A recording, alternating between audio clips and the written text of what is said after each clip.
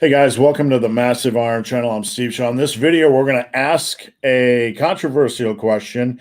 Should novices, beginners be focusing on barbell exercises as their primary tool to build muscle? Before I get into that topic, if you guys have any questions or comments, drop them down below. The best topic ideas I turn into videos just like this.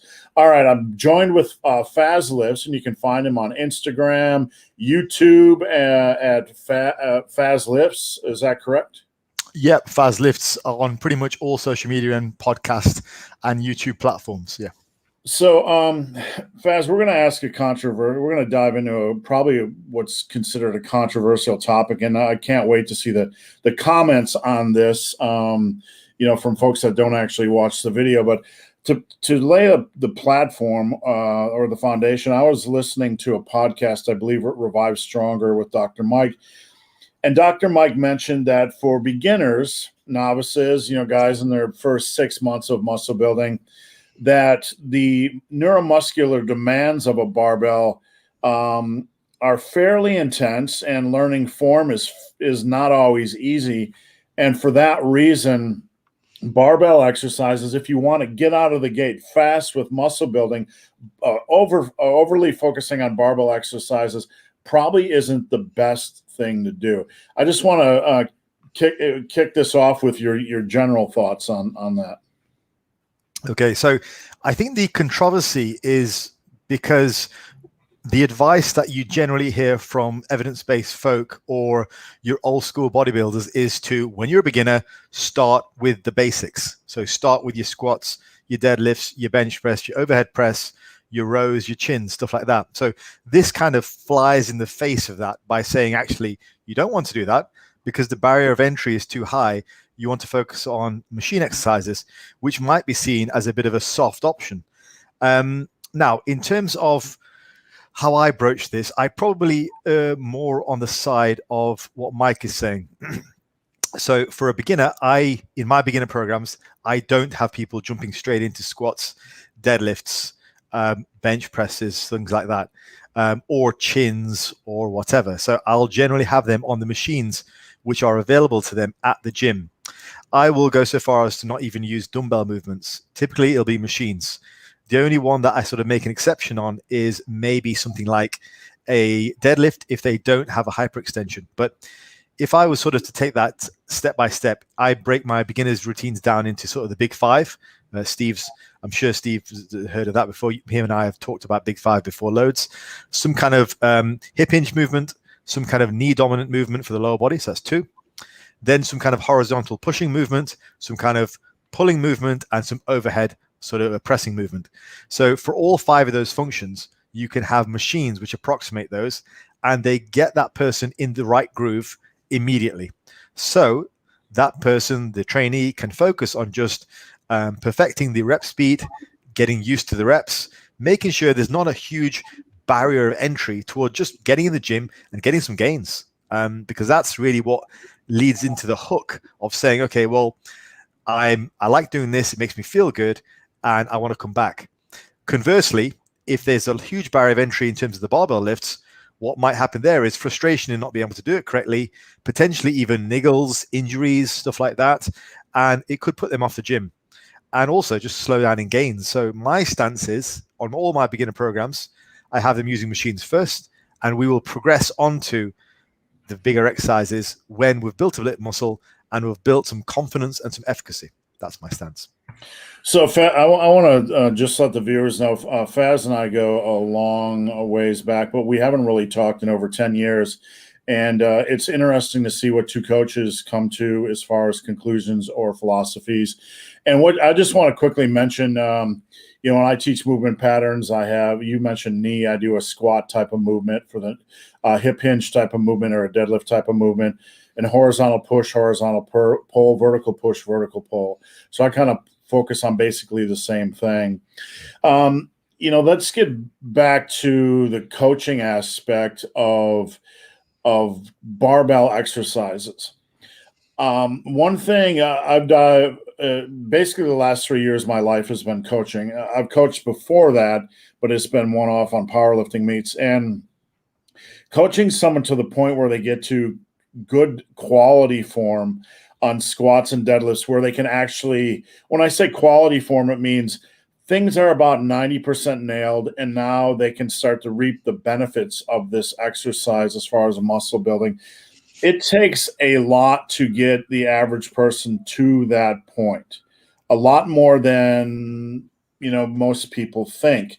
25% might get it out of the gate, or whatever the arbitrary number is, but for the rest of the pool, it's a process, and if you do it over the internet, it just kind of draws it out a little bit more. It's easier to teach in person, but not just for that reason, because it takes a while to get down form, but it takes a while for them to actually get to feel the neuromuscular, feel for the exercise where they can actually perform.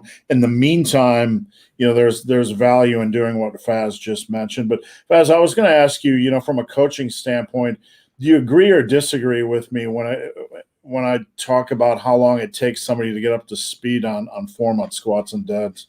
Yeah, I mean, if I was to use my own personal example, I felt that I was making improvements in the squat, deadlift, probably bench press for the first 4 years of my training history. And I progressed relatively rapidly when I started competing after my first year. So I was competing with some pretty shoddy looking lifts, and they slowly improved over the course of 3 to 4 years where I felt I had a mastery of those. So yeah, I agree. I think it takes a while to really see that 90% smoothness of form. Yeah. So, one thing I want to get into is some of the, we've watched the swings over the years from programs, and, back in the days of Muscle and Brawn, we talked about basically everything. And we've watched over the last 10, 15 years the swing to 5x5 barbell focused programs. Before I dive into that, I just want to say, for the average individual, so you don't get confused, and I'll have Faz jump in on this and share his opinion. I think you already did. If you're starting out, we're not saying you shouldn't be doing barbell exercises. You probably should under the supervision of somebody that can help you. But if you're looking for the most muscle bang for your buck out of the gate, you probably should be focusing 90% of your energy and steam on other things that aren't as technical or neuromuscular in nature, while working on these on the side. Agree or disagree, Faz? Yeah, I agree. And what I wanted to do was just quickly run through the big five and just look at where people find the problems based on my experience, what I've seen.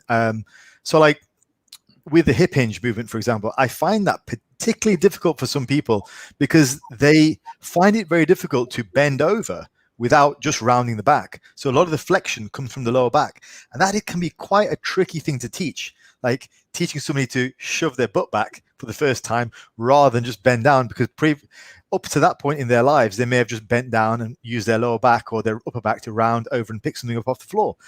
Retraining them, that takes a long time because you're looking at the habits of maybe 20 years up to that point, at least, maybe more.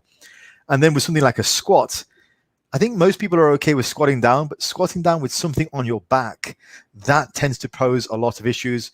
Most people just don't have that requisite flexibility to get them into a good squatting position without either half squatting or just going really wide or having some issues with the hips, having like balance issues with the hips. So those are the two biggest ones that I've seen with the squat and the deadlift. What do you think about that, Steve? Absolutely. I agree 100%. The deadlift, I find I have to get people to learn to be on their heels rather than over the bar, their weight over the bar. People tend to yank and pull on the deadlift instead of trying to stand up, which is a more natural movement pattern. I would say we probably we have the same ideas and maybe two different ways of teaching them. On the squat, I find like two different types of people. Number one, you have the folks that have a hard time getting their knee and foot alignment, together. Like their knees are a lot of times you see the knees way in of the toes. The toes are actually at a 45-degree angle. It's almost impossible to hit depth. So you have a kind of the nuanced people that you're trying to align those little angles in. And then you have the people that have been over consumed by information on the internet. They're looking down. They have to do low bar. They're wider than they should be. They fold like a folding chair because Mark Ripito said there's only one way to squat. And you kind of have to, don't get triggered, everybody, but you kind of have to pull them out of that cult and deprogram them and say that's not the only way. That's not the only way. Yeah. Transitioning from that, Faz, I would like to transition to the modern, and I think we're still there. I don't think people have caught up to speed yet on the modern science of hypertrophy, but the obsession with pushing barbell-centric 5x5 programs on novices and beginners. And I'm just going to quickly state that I don't see many people getting any quality results at all off these programs. Somebody in the comments section will say they will, and I don't doubt it. And I'm not saying you can't. But what I'm saying is it's kind of a program at its heart, at its core, that is setting people up to fail. And I've tried to caution people with running these programs, and man, I've taken so much heat over the years as being an idiot. Barbell-centric 5x5s. Obviously, a 5x5 is just an arbitrary set and rep scheme. There's nothing wrong with it, but I don't feel it's the best way for beginners, and that might be a topic for another video. But the barbell-centric, where you have a minimal amount of exercises, Faz, and they're almost all barbells or chin-ups. What are your thoughts on that for beginners? Again, it's quite funny because we've not talked for a while, but my listeners will know how much I've moaned about 5x5 and 5-3-1 over the years. It's definitely not something that I'm hugely in love with at all. Like, I really think it's a pretty, yeah. So anyway, without taking pot shots at people, let me just state precisely what I don't like about it. So 5-3-1 seems to be very popular, and so 5-3-1 is this cycle of very, very low volume. The original incantation is very low volume, and it's a lot of repetitive movement on the barbell basics. Now, my issue with that is twofold. One, we're starting a beginner off with all-out sets of squats. So like a top set of a squat every week, a top set of a bench every week, a top set of a deadlift every week. The issue I have with that is that that's a lot of high-end work for somebody who doesn't really have the foundation to be able to do high-end work. I would rather have them do a lot more sets across and really build in that volume. Second thing is frequency is really low. And for a beginner, they could go and do a nice, decent set of squats relatively well and hit that again maybe the next time a week, maybe even 3 times a week, depending on how weak they are, And then lastly, the amount of volume there just doesn't seem to be enough to cause any rapid kind of improvements. You're really missing out on opportunities to hit it more often or to hit it with a little bit more volume. It's just more practice. I think most of the viewers might be familiar with the idea of ladders for chins, a very popular way of getting better at doing chins. It's the same principle, really. It's just learning the movement, becoming better at it, practicing it. The whole idea of 10,000 hours of practice to perfect a task. It's a similar kind of concept. So getting a beginner on a routine where they're doing one top set of squats a week is a tremendous way of making sure they don't get very much practice and they remain bad at the movement. So those are my 3 sort of points on that. It's, yeah, go ahead. So that was on Wendler's. How about just, unless I missed anything, just the barbell program, strong lifts. People are using starting strengths for muscle building. He even had, and not a pot shot at Ripito, but he had some claim where somebody gained 42 pounds of muscle in 6 weeks. We all know it's nonsense, but that's a point aside. But using these types of programs, these minimal 5x5 strong lift starting strength for muscle building.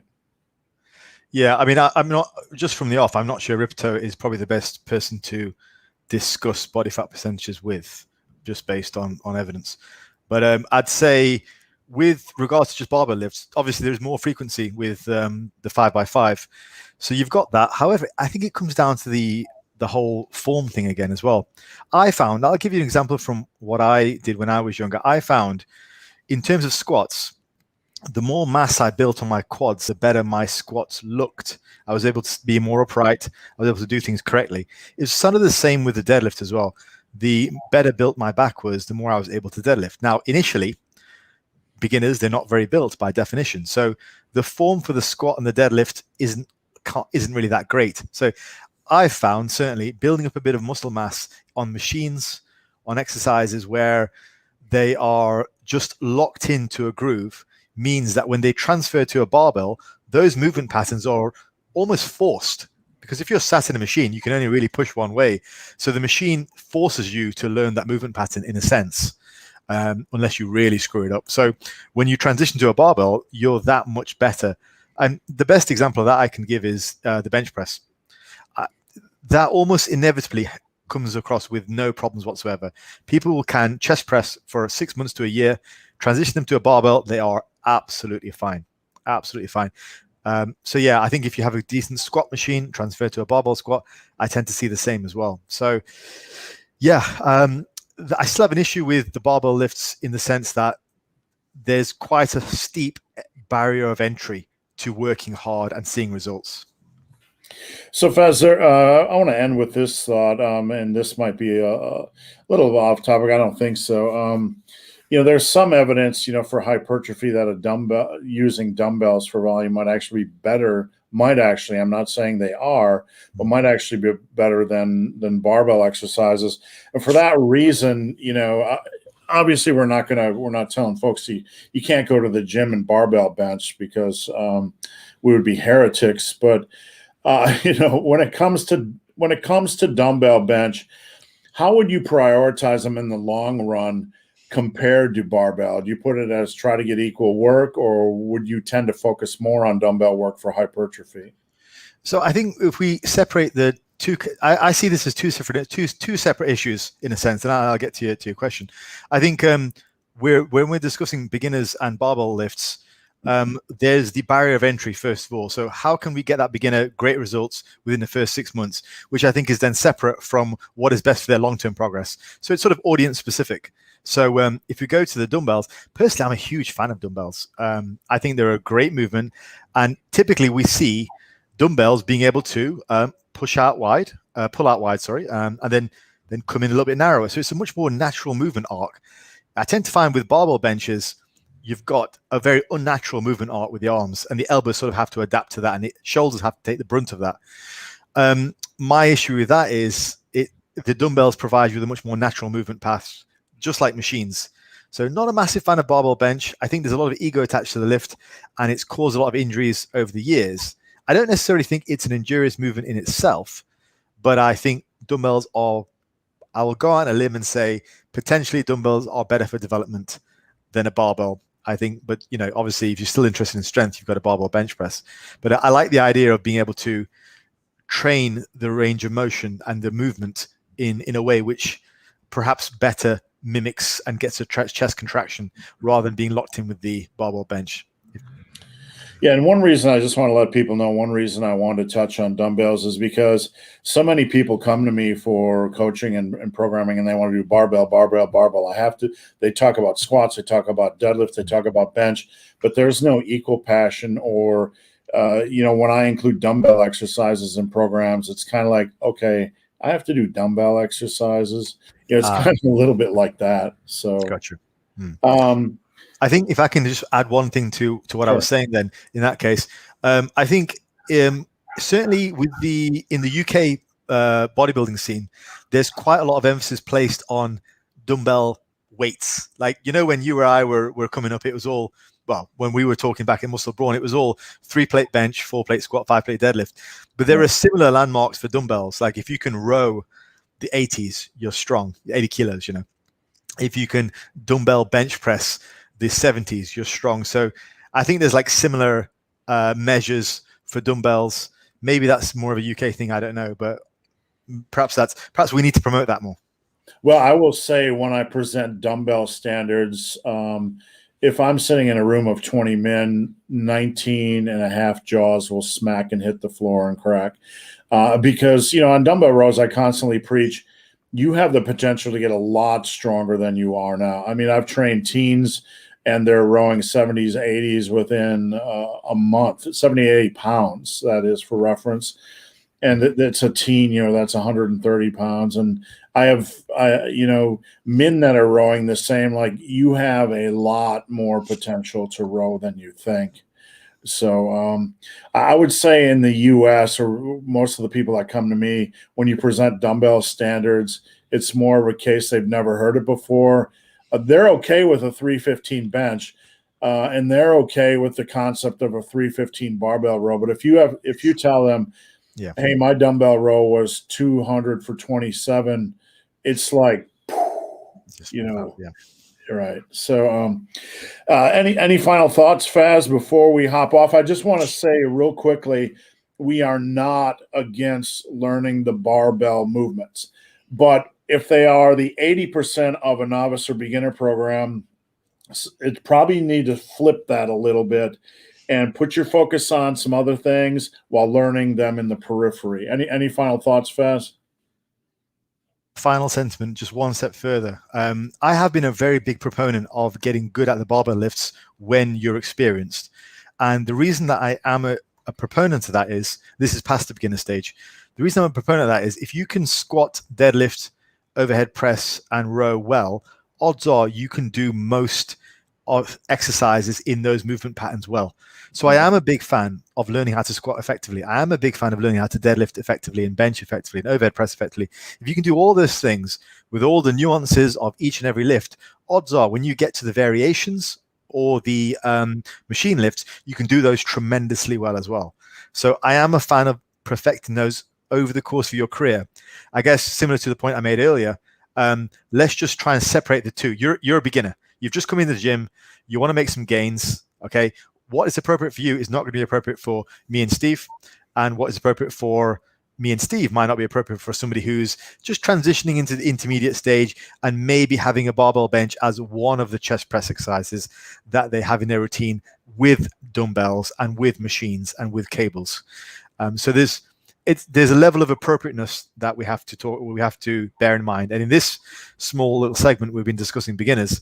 And yeah, I think we're both in agreement. For beginners, let's not have learning the barbell lifts as a barrier of entry. Let's just get them straight onto machines and gaining. Let's get some gains. Yeah, let's get some gains. I mean, there's nothing more frustrating than hitting the ground running and realize you're not actually on the ground running. So, all right. Yeah, I just want to encourage everybody to support Faz on YouTube. I'll try to drop the links down below to his YouTube channel and his Instagram. Please check him out. I've known him for a long time. There's few men I respect as much as Faz. So please follow him. And if you'd like to see him back on the channel, I'd love to have him on once a week for a topic. If you have any topic ideas you'd like for us to discuss, have at it. All right, Faz, we'll talk to you later. Have a good weekend. Thank you. You too.